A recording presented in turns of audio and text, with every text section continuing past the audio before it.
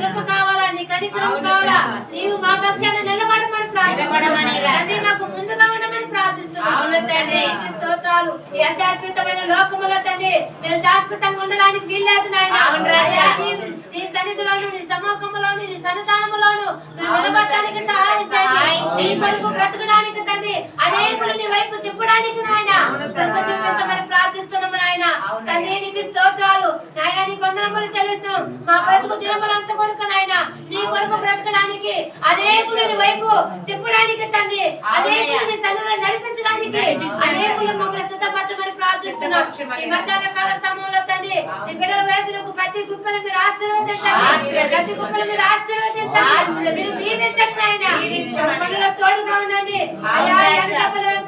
బిడ్డల ఇబ్బంది పడుతూ ఉండగా కాపాడండి, సైతాన్ నుంచి కాపాడండి, కాపాడండి. అయానికి స్తోత్రాలు.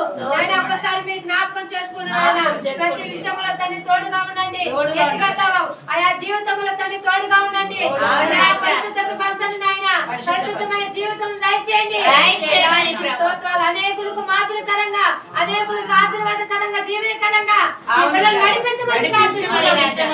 మా సంఘాన్ని దీవించండి, మా సేవకుని దీవించండి నాయన. బలపరచమని ప్రార్థిస్తున్నాను నాయన. సూర్య కుటుంబాన్ని బట్టి ప్రార్థిస్తున్నాం. బెంజమిన్ కుటుంబాన్ని బట్టి ప్రార్థిస్తున్నాం. అది మా సంఘాన్ని దీవించండి నాయన. అంతేకాదు తండ్రి నీ బిడ్డలందరూ నాయన ఆయా ప్రాంతాలకు, ఆయా లోకంలోకి ఈ వారం అంతా ఉంటుండగా వాళ్ళకు తోడుగా ఉండండి. వాళ్ళ తలంపులకు, వాళ్ళ ఆలోచనలకు, వాళ్ళ ఊహలకు తోడుగా ఉండండి. ఎనీ టైం నాయన ప్రతి క్షణము తను నాయన వాక్యముతో మాట్లాడి హెచ్చరించమని ప్రార్థించమని. పరిశుద్ధాత్మ దేవుడా వాళ్ళ వ్యక్తిగత జీవితాన్ని మీరు సరిచేయండి నాయన. కంటి చూపు ఎందుకు తలంపులు, ఆలోచనలు జ్ఞాపకం చేసుకోండి. ప్రతి విషయంలో వాక్యముతో మాట్లాడి సరిచేయమని ప్రార్థించమని. నీ కృపలో జ్ఞాపకం చేసుకోమని.